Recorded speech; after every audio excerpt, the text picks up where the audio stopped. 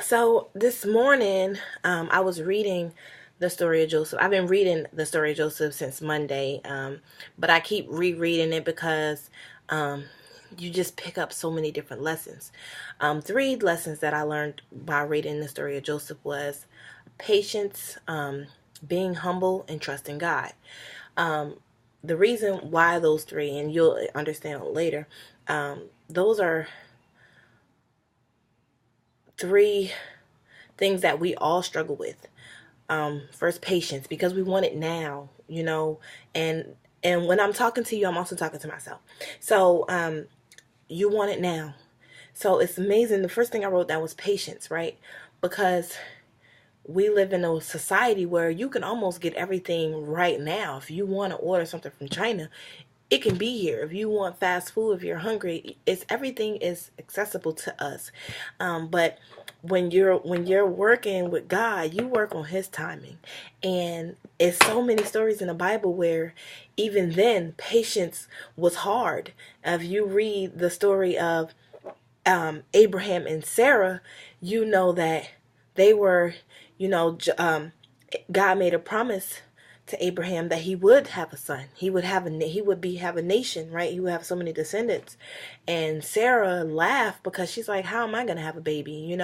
But her she wanted a baby so bad that she asked her servant, maidservant, Hagar, to have a baby for her. So it even shows back then that patience was something that we all struggle with. Okay, so in the beginning of Joseph's story, Joseph had a dream. He was the son of Jacob, and he had 11 other brothers. Him and Benjamin shared the same mother, Rachel, and the other brothers kind of hated Joseph because Jacob favored him a lot. Just a little bit of history on that.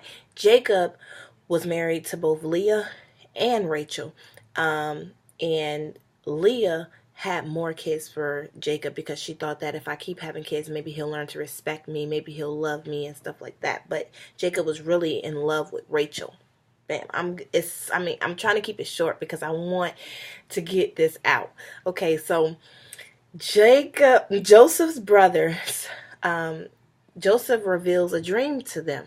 He tells them, and this is in Genesis 37, verse 5, and I'm going to read it real quick. It says, one night Joseph had a dream. When he told his brothers about it, they hated him more than ever. Listen to this dream, he said. We were out in the field tying up bundles of grain. Suddenly my bundle stood up, and your bundles all gathered around and bowed low before mine. His brothers responded, so you think you would be our king, do you? Do you actually think you will reign over us? And they hated him all the more because of his dreams and the way he talked about them. So it's like Joseph was kind of being boastful about it. Like, at this time, you're going to bow down to me, right? And then he reveals another dream. Is verse 9 says, soon Joseph had another dream, and again he told his brothers about it. Listen, I've had another dream, he said. The sun, moon, and 11 stars bowed low before me. This time he told the dream to his father as well as his brothers, but his father scolded him. What kind of dream is that, he asked. Will your mother and I and your brothers actually come and bow to the ground before you? But while his brothers were jealous of Joseph, his father wondered what the dream meant. So his brothers hated him.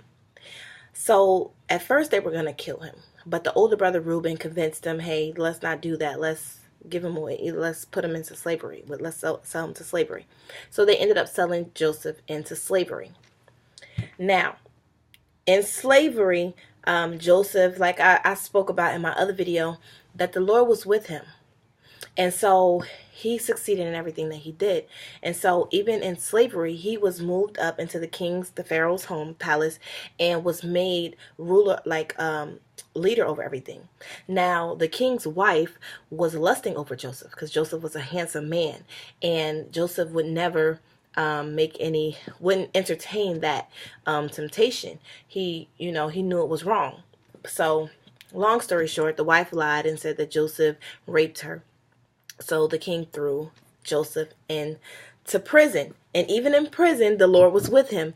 And he was placed over all of the prisoners. And the Lord was with him. So he exceeded in everything that he did.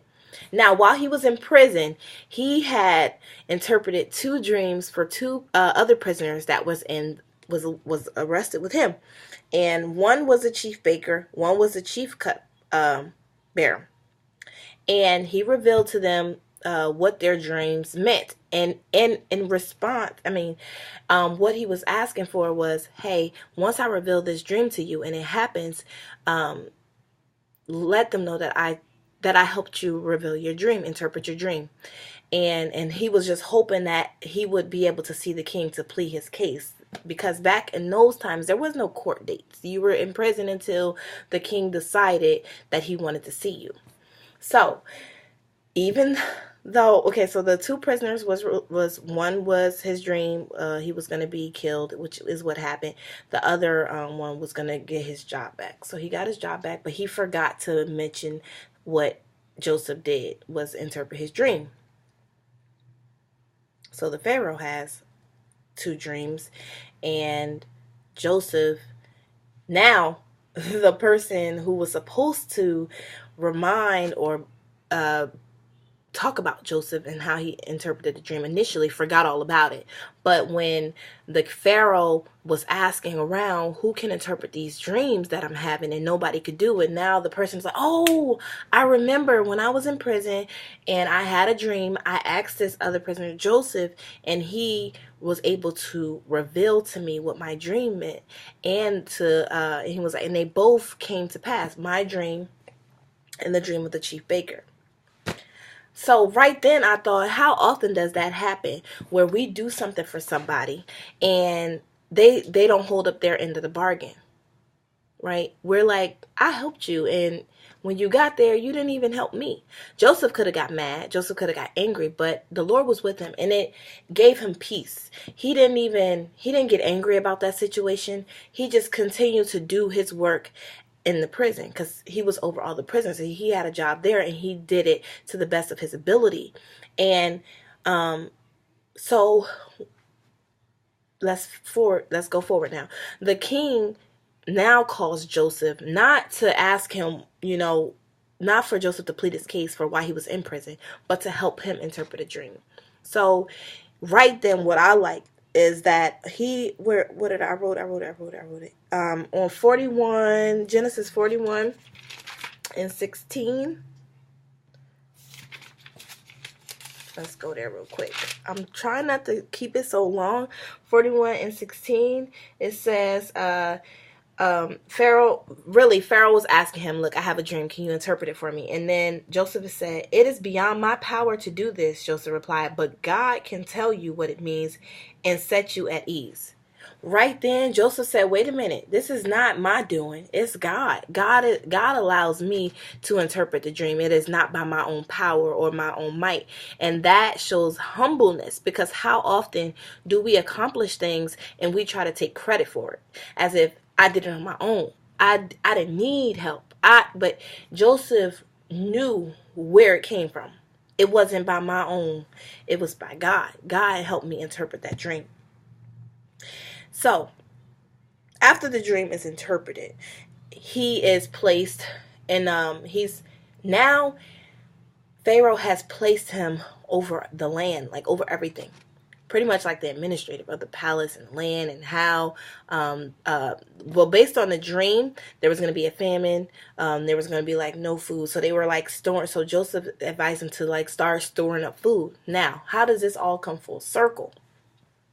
In the beginning, remember, Joseph had a dream and he told it to his brothers. And it was kind of like in a boastful manner.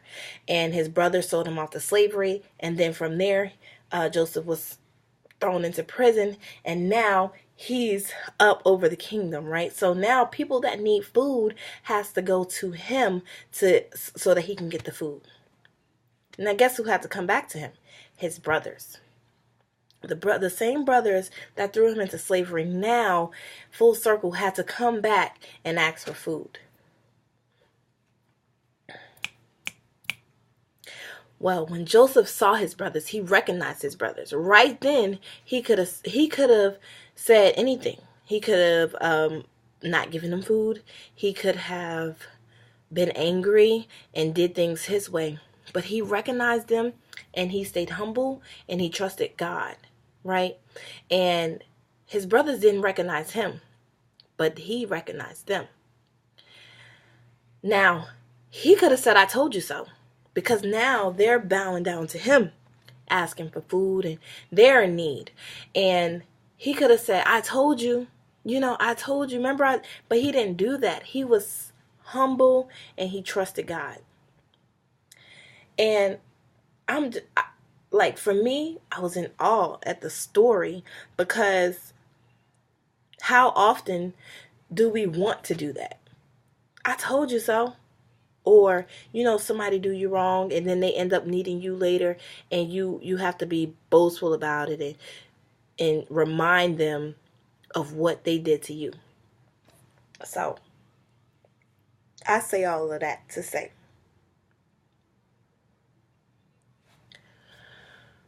though we may suffer, though we may not be treated fairly, we have to stick to the 3 things. Be patient, remain humble, and trust God. Because then in Genesis 50, right here on verse, I don't read the whole thing, but I really, really, really, really encourage you to read it on your own, because it's really good. It says, Genesis 50, verse 19. But Joseph replied, don't be afraid of me. Am I God, that I can punish you? You intended to harm me, but God intended it all for good. He brought me to this position so I could save the lives of many people. No, don't be afraid. I will continue to take care of you and your children. So he reassured them by speaking kindly to them. Because the brothers were so fearful that, oh my God, because now their father has passed away. So now he's like, well, now he's going to throw us into prison, or he's going to make us slaves, and he's going to be mean to us and be harmful to us because of what we did to him. But Joseph said, don't be afraid of me. Am I God, that I can punish you? You intended to harm me, but God intended it all for good. So the next time that you feel like you're being treated unfairly, the next time where it feels like you're suffering and you're waiting for your breakthrough, and you're waiting for your breakthrough, and you're waiting for your breakthrough, and you're waiting for your breakthrough, and you're waiting for your breakthrough, and you're waiting for your breakthrough, and you don't know when it's coming, and you still waiting, you still waiting, you still waiting. Just remember that God is with you. Keep trusting God. Keep staying in the Word. Because when Joseph was in prison, he had no idea when he was going to be called out. He had no idea. He had to keep trusting God. We have to remain humble. We have to be patient. I was trying to keep this video short, but it was so much to try to squeeze in. But I really, really, really encourage you to read the story of Joseph, because, and I made a note, it says, suffering, no matter how unfair, it develops strong character and deep wisdom.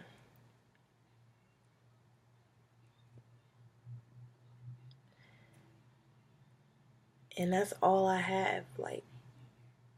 And like I always say in my videos, I'm motivating you, and I'm motivating myself.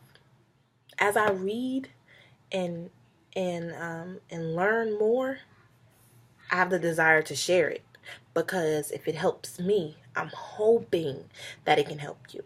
I'm hoping that it can help somebody. I'm hoping that, because good news is not for you to keep to yourself. When you get a promotion, you want to call everybody and let everybody know and share your excitement with everybody. And as I'm reading this, I'm like, oh my God, I want to share this information, like, because we deal with the same issues now.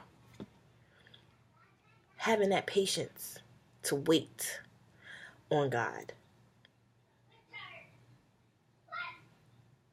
Patience. Remaining humble. Always give the credit back to God, because it's not, but He's using us to do His work. So it's not us, it's God. So we have to give credit to God.